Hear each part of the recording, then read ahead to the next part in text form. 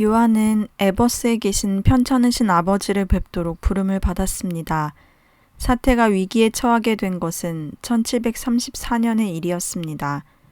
요한의 부친 사무엘이 병이 들므로 에버스 교구의 사역에 종지부를 찍게 될 것처럼 보였습니다. 사무엘의 아들 중 한 사람이 급히 와서 아버지를 대신해달라는 전갈이 보내어졌습니다. 그러나 리버톤의 소학교의 교장으로서 경제적으로 부한 위치에 있던 형 사무엘은 그 직위를 떠나는 것은 생각할 수 없었습니다. 그래서 그들은 요한에게 와서 사역해 줄 것을 호소하였습니다. 또한 요한이 옥스포드에서 멸시를 당하였기 때문에 그가 에버스에서 보다 더 좋은 일을 할 수 있을 것이라는 내용으로 서신을 보냈습니다. 즉시 요한은 다음과 같은 답장을 드렸습니다. 그리스도인은 어디를 가나 멸시를 당하는 법입니다. 경멸을 당하는 일이 없다면 그는 그리스도인이라 할 수 없을 것입니다. 그리스도인이 업신여김을 당한다고 해서 선을 행하는 데 방해를 받지는 않습니다. 오히려 그것은 그를 더 발전시키는 계기가 되어 더 훌륭한 그리스도인이 되게 할 것입니다. 저 외에 다른 사람이라도 에버스에서 일을 더 잘할 수 있습니다. 그리고 여기에서 행해지는 선한 일이 훨씬 더 큰 영향을 미칠 것입니다. 왜냐하면 특정한 물줄기를 깨끗하게 하는 것보다 셈 자체를 정화시키는 것이 광범위하게 걸쳐서 한층 더 유익해지기 때문입니다. 요한은 그가 옥스포드에 남아있는 것이 하나님의 뜻임을 알았습니다. 그렇기 때문에 부모님도 그를 대학교에서 나오게 할 수 없었습니다. 그는 하나님께서 자신을 움직이실 때까지 그대로 머물러 있었습니다. 아버지 사무엘은 72세 되던 해에 병석으로 눕게 되자 그의 아들들을 불러오게 하였습니다. 병상에서 그는 요한에게 내적 증거, 내 아들아, 내적 증거, 이것이 곧 기독교의 가장 강력한 증거이다 라고 말씀하셨습니다. 1735년 4월 24일 평화로운 날 사무엘의 영혼은 천국으로 옮겨졌습니다. 그리고 그 다음 날 그의 유해는 에버스 묘지에 안장되었습니다. 옥스포드로 돌아온 후 요한과 찰스는 그들이 없었던 몇 개월 흩어진 거룩한 클럽 회원들을 다시 부흥시키고 캠피스가 저술한 그리스도인의 양식을 출판하는 데 전념하였습니다. 그러나 곧 클럽의 운명은 웨슬리 형제가 미국으로 건너갔을 때 불안한 상태가 있게 되었습니다. 그들이 미국으로 가기 전 클럽 회원은 30명에 이르렀습니다. 그러나 클럽의 중심 회원이었던 그들이 떠나자 흩어지기 시작했고 또한 졸업 후 각 처로 목사직을 받아가지고 떠나게 되므로 얼마 지나지 않아 클럽은 더 이상 존재하지 못하게 되었습니다. 클럽은 감리교를 탄생시킨 요람의 역할을 한 것으로서 충분하였습니다. 클럽은 요한에게 신앙이 자랄 수 있는 경건의 분위기를 조성해준 곳이었습니다.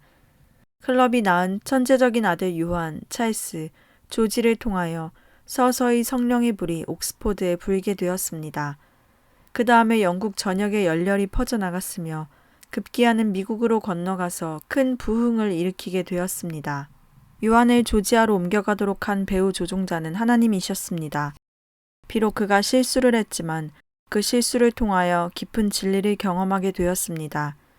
조지아에 오기 전에 요한의 신앙은 하나의 규칙이었습니다. 하나님의 영감을 위하여 발화되지 않는 규칙들.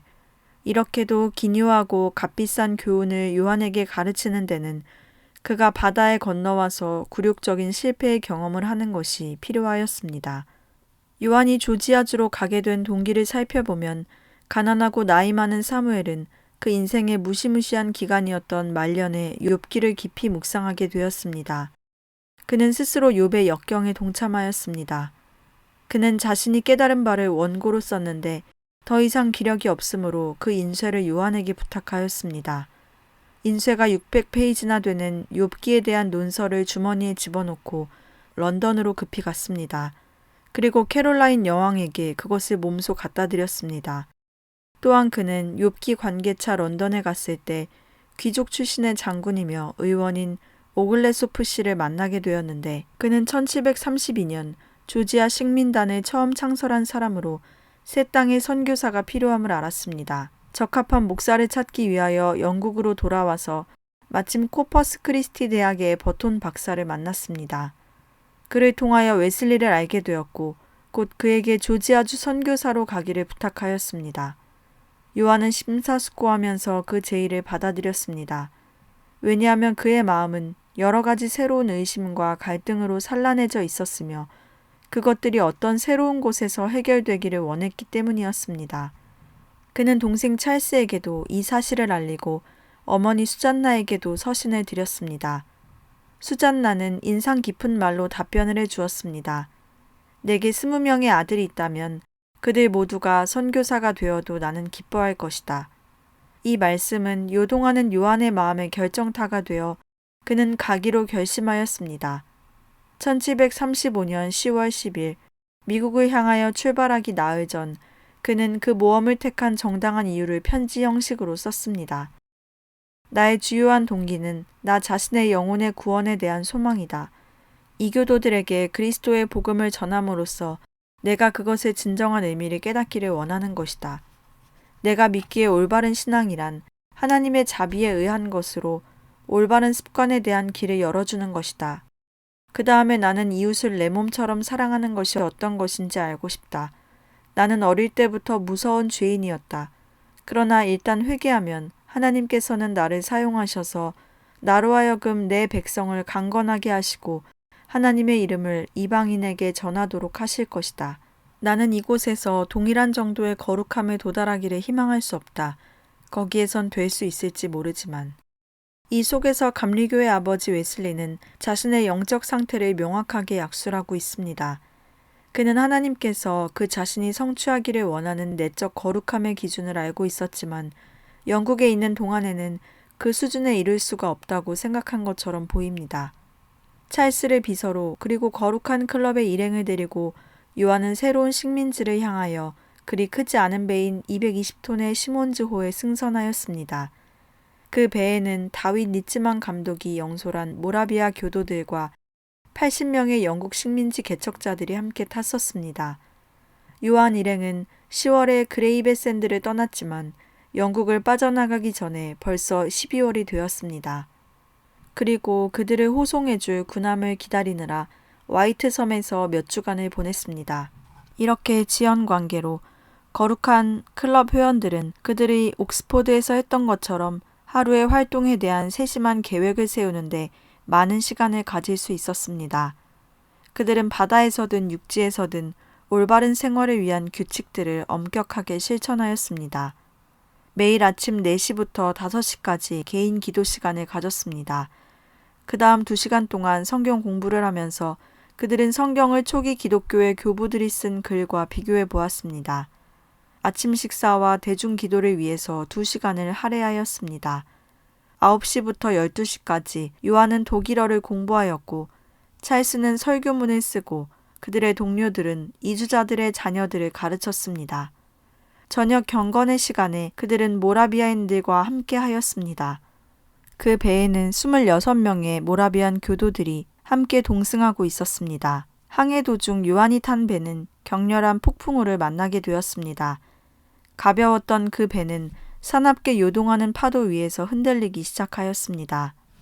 요한의 마음은 산란하게 되었고 승객들의 생명은 절망적이 되었고 선원들은 바다에서 익사하리라는 공포를 느꼈습니다. 폭풍이 사납게 일고 있는 동안 요한은 모라비아인들을 쳐다보았습니다.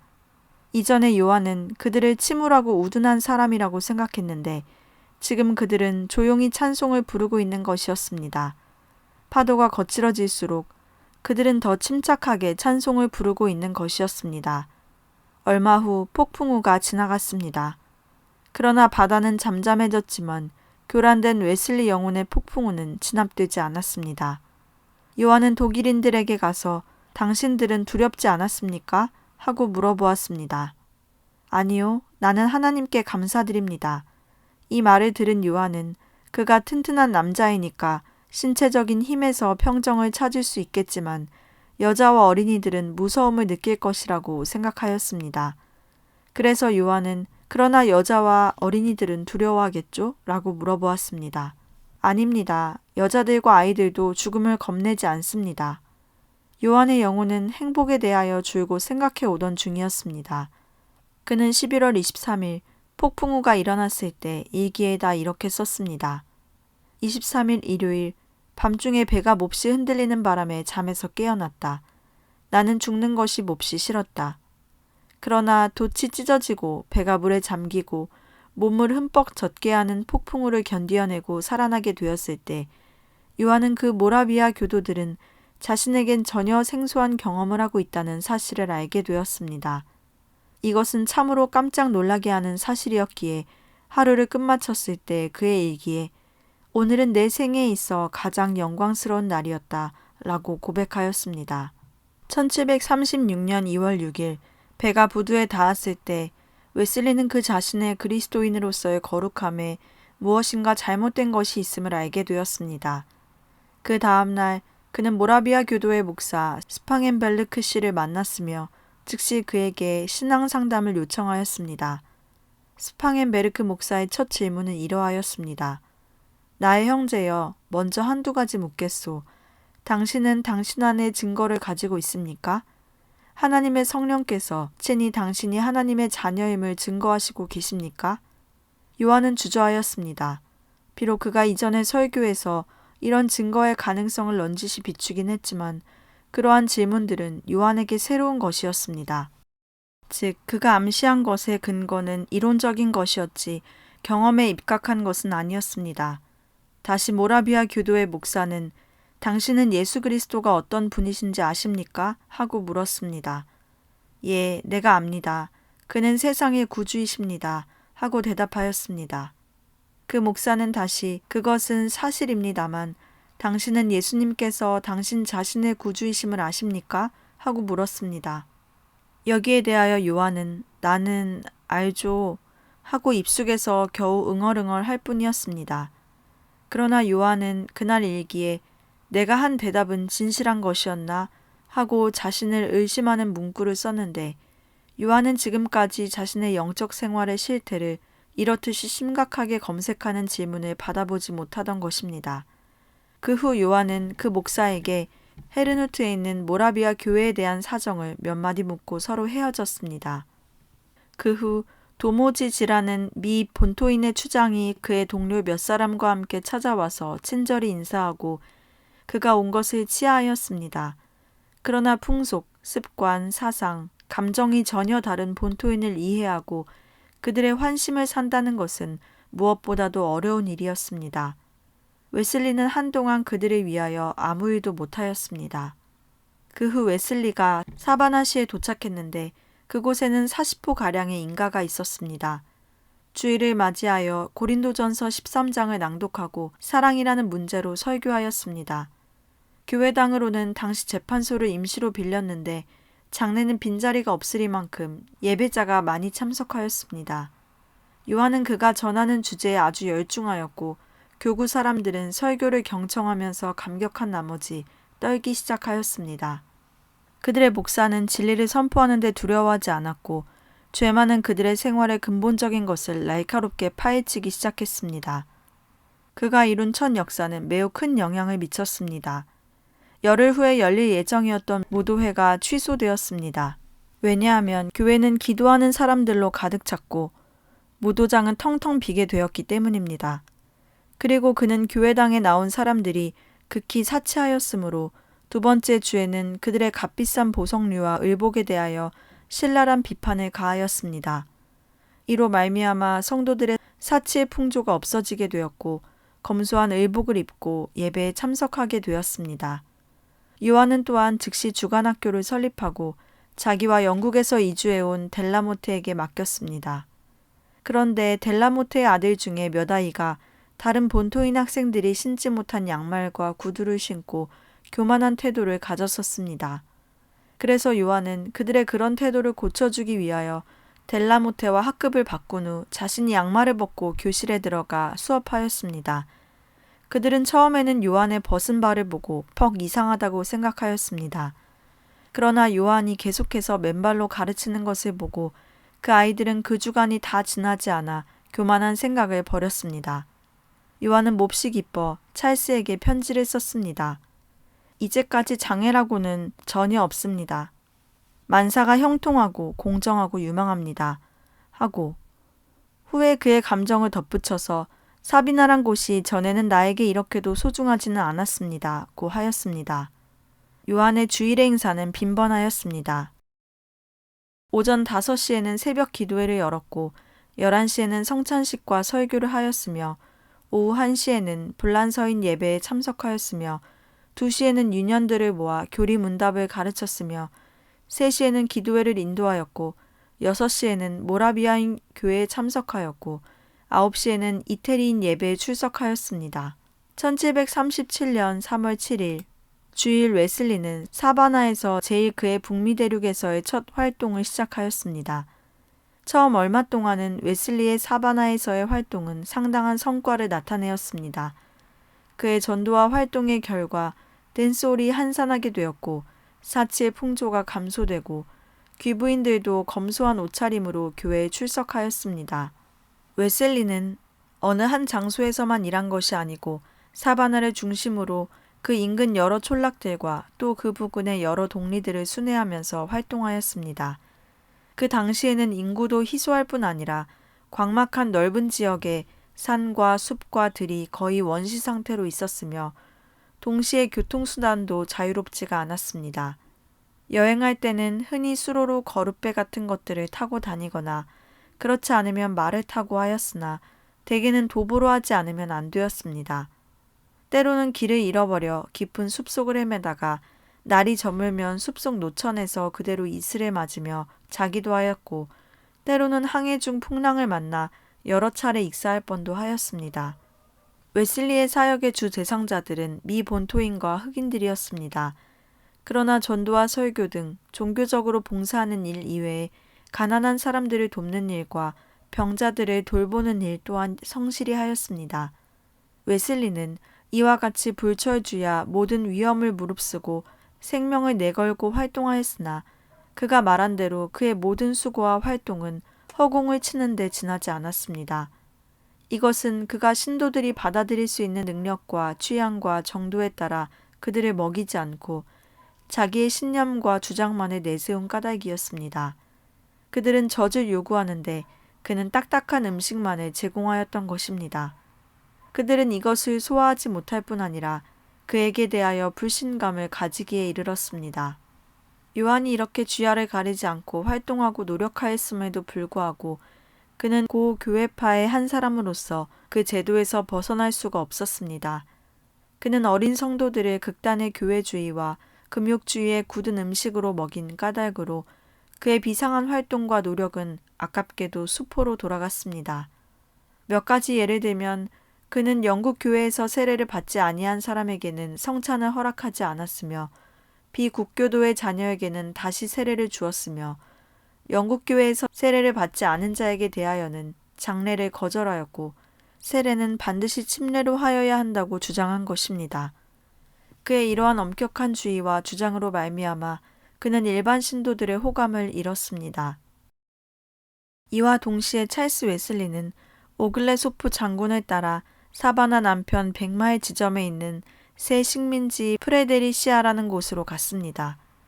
그곳에서 그는 오글레소프가 식민지의 두 여자와 함께 도덕적인 죄를 범하고 있다는 사실을 알게 되었습니다. 찰스는 그 두 여자 중 한 여자를 방문하였습니다. 그녀는 권총으로 찰스를 죽이려 하였습니다. 겨우 권총을 빼앗았는데 또 다른 손에 날카로운 가위가 놓여 있었습니다. 난투 끝에 요한은 순경과 그녀의 남편인 호킨스 박사를 대면하게 되었습니다. 이 악당이 우리 집에서 무슨 일을 했소? 하고 소리쳤습니다. 그 사건은 총회장에 의하여 무마되어졌을 때 찰스는 식민지에서 영적 지도자의 자격을 완전히 상실하였습니다. 그것으로 찰스는 1736년 주지사의 급한 전가를 받고 영국으로 돌아오게 되었습니다. 곧이어 요한 웨슬리도 불행한 연애 사건으로 말미암아 그의 조지아 선교는 실패로 끝나고 말았습니다. 요한은 그의 선교지 사바나 식민지 장관의 조카딸 소피아 합키라는 여성과 사귀게 되었습니다. 그는 곧 그녀에게 구애하고 곧 그녀에게서 결혼 약속을 받았습니다. 그러나 한 모라비아 교회 친구의 권유에 의하여 그 여자와의 결혼을 단념하였습니다. 그 후 그 여자는 다른 남자와 결혼하였습니다. 요한은 노년기에 이르러 이때 회고담을 아래와 같이 썼습니다. 나는 그 여자와의 결혼을 단념하라는 말을 들을 때 나의 마음은 마치 날카로운 칼로 찌르는 것 같았다. 그 후 얼마 지나지 않아 요한은 이 여자에게 다소 불만한 행동이 있음을 이유로 그 여자에게 성찬식에 참석을 거절하였습니다. 여기에 분개한 그녀의 남편은 여러 가지 불명예스러운 구실을 만들어서 요한을 고소하였습니다. 재판장에서 식민지의 다른 사람들도 고 교회파 손에서 고생하였던 경험들을 폭로시켰습니다. 그러나 고소의 내용이 대수로운 사건들이 아니었을 뿐 아니라 또한 그의 고소의 동기가 순수하지 못해 사건은 기각되었습니다. 이 일로 인해 목사 요한의 이름은 땅바닥에 떨어지고 말았습니다.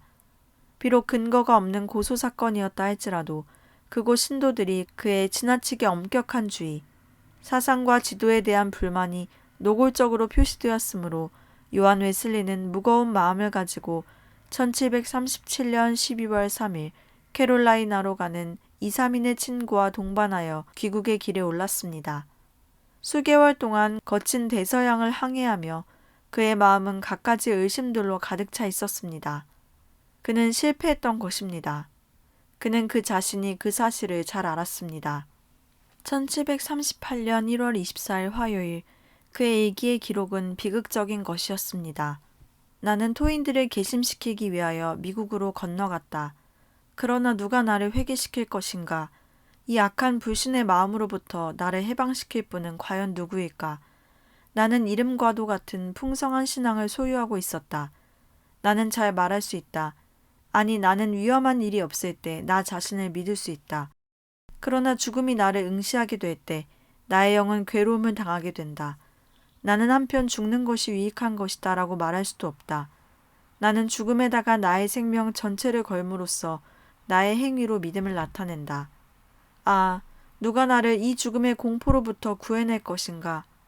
1738년 2월 1일 그가 영국에 닿았을 때 그의 영혼은 다시 한번 낙담의 수렁 속에서 뒹굴었습니다.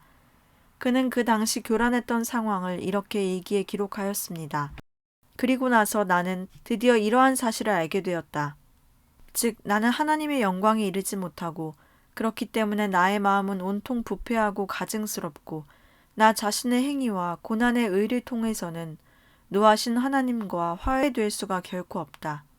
나는 모든 사람으로 하여금 내가 사는 것이 아니라 내 안에 그리스도께서 사신다라고 외치게 하는 바로 그러한 신앙을 원한다. 성령이 친히 그가 하나님의 자녀임을 증거하실 때 나는 그 믿음을 원하는 것이다. 조지아에서 그가 판단을 잘못한 것과 법정 재판을 받기까지 뒤얽힌 사건으로 말미암아 그는 이렇게도 겸손한 사람이 되었습니다. 그러나 요한이 조지아에 체류했던 동안 모든 것을 잃어버린 것은 아니었습니다. 그때 그는 신앙적 권위의 원천으로서 성경의 주의를 돌리게 한 책, 공의회 법규 목록을 읽기 시작했고 찰스 웨슬리가 조지아에 있을 때 요한은 찰스의 성가집을 발행하였는데 이것은 공중 예배의 발달을 촉진함에 있어서 가장 큰 공헌을 한 영어로 발간된 최초의 성가집이었습니다. 그는 또한 다리엔에서 장로교 목사가 실제로 즉흥적으로 기도하는 것을 듣기도 했습니다.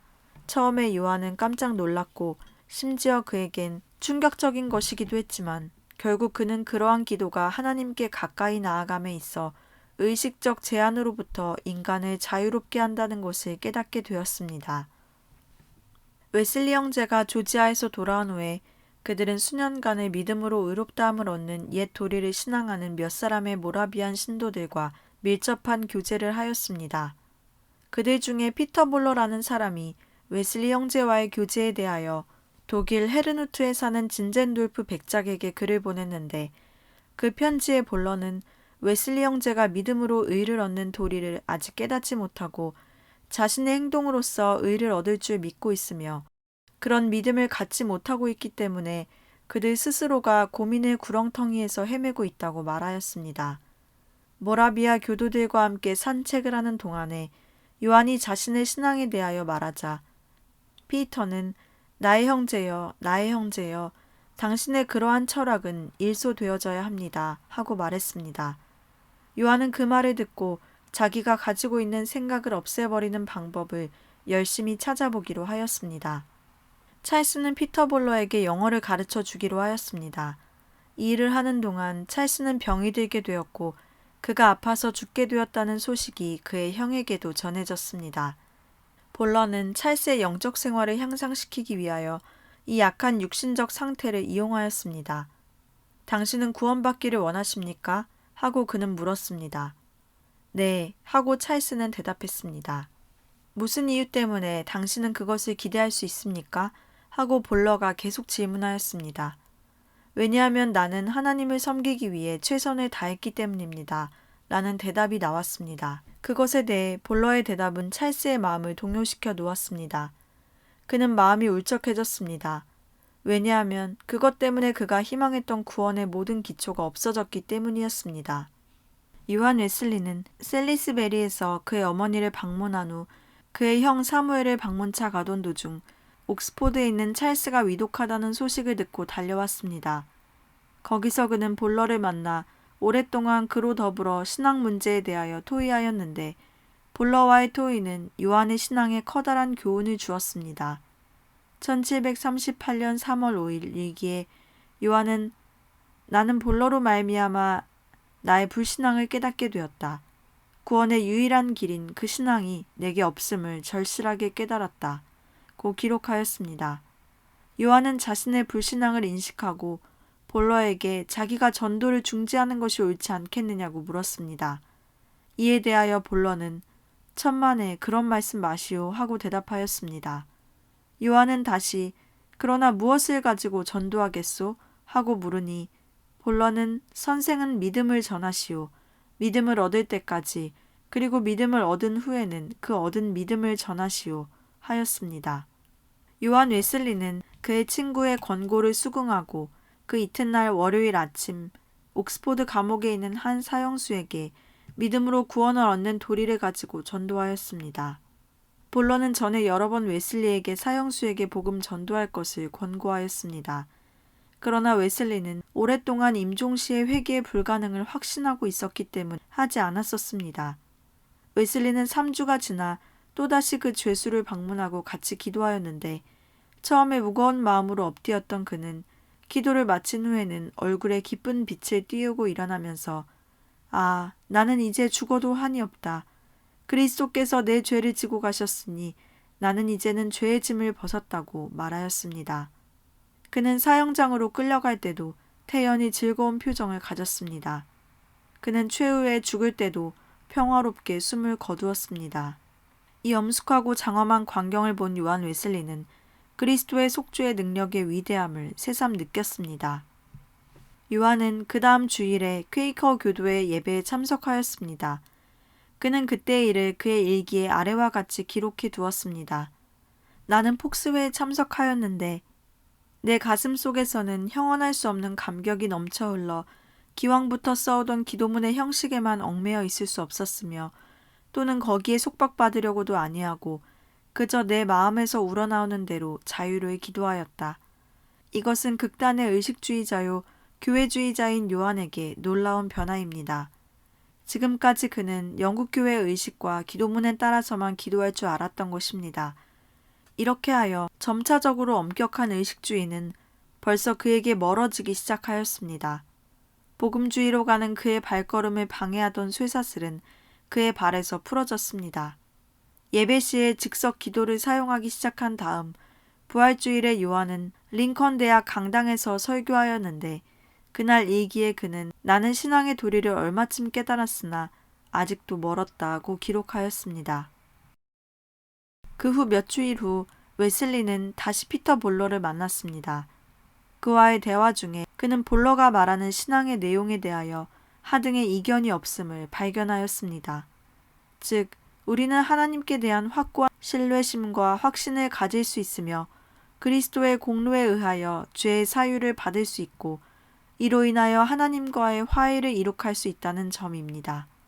이 밖에도 그는 볼러가 말한 바 이러한 산신앙에는 그 결과로서 즐거움과 거룩함이 따른다는 것, 성령이 친히 우리 영으로 더불어 우리가 하나님의 자녀임을 증거하신다는 사실, 믿는 사람은 자기 마음속에 이 증거를 가지고 있다는 사실, 누구든지 하나님께로부터 난 사람은 죄를 짓지 않는다는 말씀과 예수가 그리스도이심을 믿는 사람은 누구나 하나님에게서 난 자라는 말씀을 부인할 수 없다 하였습니다. 그러나 웨슬리는 신앙과 신앙에 따른 여러 가지 결과가 어떻게 즉각적으로 이루어질 수 있는가에 대하여는 의심을 품지 않을 수 없었습니다. 그는 어떻게 우리가 순간적으로 믿음을 얻을 수 있으며 어떻게 단번에 어두움에서 빛으로 죄와 불행에서 의와 성령 안에서의 즐거움으로 나올 수 있을 것인가에 대하여는 지극히 회의적이었던 것입니다. 그래서 웨슬리는 여기에 대한 확증을 찾기 위하여 성경, 특히 사도행전을 참고하여 보았습니다. 그 결과 놀랍게도 여기에 나오는 모든 신뢰는 전부가 다 즉각적으로 회심의 사례뿐이었음을 발견하였습니다. 사도 바울도 더디었다고 해도 그가 중생하기까지는 3일밖에 안 걸렸던 것을 알았습니다. 그러나 웨슬리는 그래도 믿었지 않아서 그건 그렇다 해도 그것은 초대교회에 된 일이지 지금은 시대가 달라지지 않았습니까? 하나님께서 오늘날도 그때와 똑같이 일하신다는 이유는 없지 않습니까? 고 최후로 항변해 보았습니다. 이때 웨슬리 형제들을 돕기 위하여 피터 볼러는 자기의 몇몇 신앙의 동지들을 데리고 왔습니다. 그들은 각각 자기들의 신앙의 동지를 데리고 갔습니다. 그들은 각각 자기들의 신앙의 경험과 기쁨을 열렬하게 증거하였는데 그들의 증거를 듣는 웨슬리 형제는 마치 전기의 쇼크를 받는 것 같이 큰 감동을 받았습니다. 그들의 증거가 끝나자 그들은 소리를 같이하여 주 앞에 내 영혼이 엎드려 빕니다 라는 찬송을 불렀습니다. 요한 웨슬리는 이때에 얻은 감상과 그 결과를 아래와 같이 그의 일기에 써두었습니다. 나는 이제 확실히 깨달았다. 하나님의 인도하시는 은혜 아래 나는 믿음을 얻기 위하여 나는 나의 공로와 의를 근저부터 부인하지 않으면 안 된다. 나는 어려서부터 이것들을 구원의 길로 오해하였다. 나는 은혜의 방법을 사용하는 이외에 또한 끊임없는 기도로서 나를 의롭게 하고 구속하시기 위하여 흘리신 그리스도의 피를 굳게 의지하는 믿음과 또는 예수를 나의 그리스도로서와 나의 유일의 의로서와 성결케 하시는 이와 구주로 믿는 마음을 얻고자 한다. 찰스 웨슬리는 요한 웨슬리보다 먼저 메도디스트라는 명칭을 들었는데 이제 그는 또한 중생의 기쁨과 내심의 평화도 먼저 경험하였습니다. 그리하여 요한 웨슬리가 이 경험을 얻기 위하여 불안과 번민 중에 허덕일 때 찰스는 그의 형보다 앞서 그 경험을 얻었으니 그 경로는 이러합니다. 찰스가 신병이 나서 부친의 집으로 옮기려고 할 즈음 철공장에 다니는 그의 친구 브레이가 이 소식을 듣고 위문하고 또 도와주고자 방문하였습니다. 브레이는 학식은 별로 없지만 독실한 신앙인이었습니다. 그는 찰스를 브리턴에 있는 자기 집으로 가서 요양을 하자고 청하였습니다. 찰스는 하나님께서 볼러 대신 그를 보내어 자기를 도와주게 하신 것이라고 믿고 그의 청에 응하였습니다. 그의 집에서 요양하는 도중 찰스는 우연히 갈라디아서 주석서를 얻어 읽었는데 그는 이 책을 읽는 중에 믿음의 능력에 대한 루터의 교훈에서 많은 감명을 받았습니다. 그는 오랫동안 이 책을 읽고 또 기도하고 명상한 결과 1738년 오순절 성신 강림일에 드디어 오랫동안 찾아 헤매던 목적지에 도달하기에 이르렀습니다. 이때 그 집에 같이 유하던 자매가 나사렛 예수님의 이름을 믿고 일어나시오. 그리하면 당신의 병약한 모든 것이 고침을 받을 것입니다. 라고 말하였습니다. 이와 동시에 브레이도 성경을 펴서 허물의 사하심을 얻고 그 죄의 가리움을 받은 자는 복이 있도다 하는 성구를 읽어주었습니다. 이 말씀을 들은 찰스는 단순히 믿음으로 속죄의 능력을 의지하는 마음을 얻었으며 그 속죄를 믿을 때 그의 마음에는 천근의 무거운 짐을 벗어놓은 것 같은 가벼움과 평화가 그 마음속에 깃들임을 느꼈습니다. 찰스가 중생의 경험을 얻은 날 그의 형 요한은 성 마리아 리스추랜드 교회에 갔었는데 그의 마음속에는 아직도 어두움이 찼었고 어두움 속에서 광명을 그리워하는 안타까움이 있었습니다. 그에게는 아직까지도 하나님의 자비하신 품에 안긴 평화로운 느낌이 없었습니다. 그리하여 그는 한 친구에게 아래와 같이 서신을 보냈습니다. 우리는 아직까지 참된 믿음을 얻지 못했다. 우리가 하나님으로 더불어 화평함이 있으며 성령으로 말미암는 기쁨을 가졌을까? 성령이 우리로 더불어 우리가 하나님의 자녀인 것을 증거하시는가? 아, 내게는 아직 그러한 증거가 없다. 오, 인생의 구주시여, 나로 하여금 온전히 주님만 믿게 하옵소서. 우리 마음의 모든 죄악을 소멸하여 주시옵고 평안함과 즐거움으로 채워 주옵시며 아무 것이라도 우리를 주님의 사랑에서 영원토록 끊지 못하게 하여 주옵소서. 요한의 간곡한 기도는 응답을 얻었습니다. 그해 5월 24일 수요일 오전 5시 그가 자기 숙소에서 신약 성경을 읽을 때 그는 이로써 그 보배롭고 지극히 큰 약속을 우리에게 주사 이 약속으로 말미암아 신의 성품에 참여하는 자가 되게 하려 하셨으니 라는 성구와 또 다른 곳에서 네가 하나님 나라에서 멀지 않도다 하는 말씀을 읽었습니다. 그날 오후 요한은 성 바울 교회에 갔는데 거기서 그가 여호와여 내가 깊은 데서 주께 부르짖었나이다. 사유하심이 주께 있음은 주를 경외케 하심이니이다. 나 곧 내 영혼이 여호와를 기다리며 내가 그 말씀을 바라는도다. 저가 이스라엘을 그 모든 죄악에서 구속하시리로다 하는 성구를 낭독하는 것을 들을 때 그의 무거운 마음은 어느 정도 가벼워졌으나 그에게는 아직도 만족한 기쁨이 없었습니다. 이날 저녁 내심의 커다란 고민에 쌓인 요한은 여전히 무거운 마음을 가지고 런던시 올더스케이트가에서 성경 연구와 기도를 목적으로 몇 사람의 신앙 동지가 모이는 작은 집회에 참석하였는데 그날 저녁에 거기서 읽은 것은 루터의 갈라디아서 주석의 서문이었습니다. 이것을 읽는 도중 요한 자신의 말대로 하면 오후 9시 15분경 낭독자가 그 서문에서 하나님께서 예수님을 믿는 자의 마음에 일으키시는 변화를 논하는 부분을 읽을 때 나는 나의 마음이 이상스럽게도 더워짐을 느꼈다. 그리고 그가 내 죄, 나 자신의 죄를 가져가시고 죄와 사망의 법에서 나를 구원하셨다는 확신을 내게 주셨다.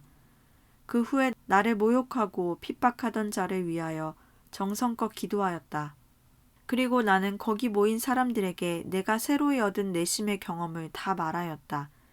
이러한 놀라운 경험을 한 요한은 이 집에서 멀지 않은 철공 브레이의 집으로 달려가서 자기 동생 찰스에게 미칠 듯한 기쁨으로 내가 지금 믿는다고 말하고 그와 소리를 같이 하여 길 잃어 방황하는 나의 영혼이라는 노래를 불렀습니다. 1738년 5월 24일 이전에 그는 자기가 그리스도인이 아니라고 생각하였습니다. 그러나 그날 이후 비로소 그는 자신이 그리스도인임을 깨달았고 성령이 그의 영으로 더불어 그가 하나님의 자녀인 것을 증거하였습니다. 올더스케이트의 변화를 경험하고 밤에 집으로 돌아온 그는 다음과 같은 일기를 썼습니다. 여러 가지 유혹 때문에 나는 몹시 괴로웠다. 그러나 크게 소리치자 유혹이 물러갔다. 여기서 나는 이러한 상황이 예전의 것과 다르다는 것을 알았다. 나는 은혜 아래에서뿐 아니라 법 아래에서 있는 힘을 다하여 애쓰며 싸우고 있었다. 그러나 그때는 때때로 정복을 당하곤 하였다. 지금은 항상 정복자이다. 6월 11일 영적으로 변화한 지 18일 만에 그는 옥스포드 부근에 있는 스탠턴 하코크란 곳에서 하나님의 은혜를 믿음으로 말미암아 구원을 얻으리라 라는 유명한 설교를 하였습니다. 이 제목은 또한 그의 평생의 사역의 요지가 되었습니다. 올더스케이트 사건 이후의 어떠한 설교에도 이것이 그가 전하는 메시지임을 우리는 알 수 있습니다. 성령이 증거하며 예수님을 믿음으로 구원을 받는다는 이 교리는 그가 일으킨 새로운 운동의 집중적인 구호가 되었습니다. 요한은 진젠도르프가 통솔하고 있는 모라비안 교도들의 활동 중심지인 헤르누트를 방문하기로 하였습니다. 6월 7일자 그의 일기를 통해 우리는 읽을 수 있습니다. 잠시 동안 독일에 가서 조용하게 생활하기를 결심했다. 오로지 신앙의 힘으로만 살고 있는 산 증인이며 동시에 연약한 자들과 함께 인내할 수 있는 그 거룩한 사람들과 대화를 하는 것은 나의 영혼을 일으켜 세우는 방법이 될 것이므로 나는 믿음으로 전진해 갈 수 있을 것이다. 1738년 7월부터 9월까지 요한은 독일을 방문하고 마렌부른에 거주하는 모라비아 교도의 영도자인 진젠돌프 백작을 2주 동안 방문하고 또한 보헤미아 접경에 자리 잡은 헤르누트를 방문하고 경건한 모라비아 교도들을 접촉하여 그들의 신앙과 실제 생활의 모습을 실제로 보고 듣는 중에 자신이 새로 얻은 종교적 체험에 대한 더 깊은 확신을 얻기에 이르렀습니다.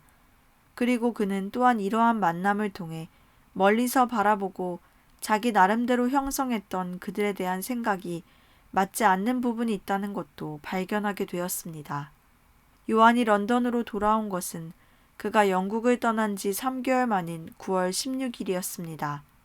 1738년 10월과 11월에 그는 찰스와 함께 여러 차례 감옥을 방문하고 수인들에게 전도하였습니다. 11월 8일 감옥을 방문하였을 때에는 그 수인들 가운데에서 성령의 큰 역사가 일어났습니다. 그리하여 웨슬리는 이것은 자기가 경험한 것 가운데 믿음이 죄와 죽음을 이기는 가장 영광스러운 신뢰였다고 말하였습니다. 1735년 5월 초 피터볼로는 요한에게 런던에다 어떤 단체를 설립할 것을 충고해 주었습니다. 이것은 영국 사회의 교회였는데 그러한 사교단체는 결코 드물지 않았지만 영국 교회보다 모라비아 교도와 더 비슷한 것이었습니다. 요한이 헤르누스로부터 돌아왔을 때 이 단체의 회원은 32명이었습니다. 1738년 남은 2달 동안 요한 웨슬리는 열심히 전도하였습니다. 그러나 그의 교리는 그 당시의 일반적인 설교와는 아주 어긋나는 것이어서 대부분의 목사들은 요한의 사역을 향하여 교회 문을 닫아버렸습니다. 그 해의 마지막쯤에 가서 런던의 전체 교회 중에서 서너 개의 교회만이 그를 받아들였습니다. 이러한 결정은 요한의 결정을 더욱더 굳게 하는 것이었습니다. 그 이유는 그가 선포한 교리가 성경 속에 선포되었으며 그의 경험 속에 뿌리박혀 있었음을 알았기 때문입니다. 그는 확고하게 그 말씀을 계속해서 전파했습니다.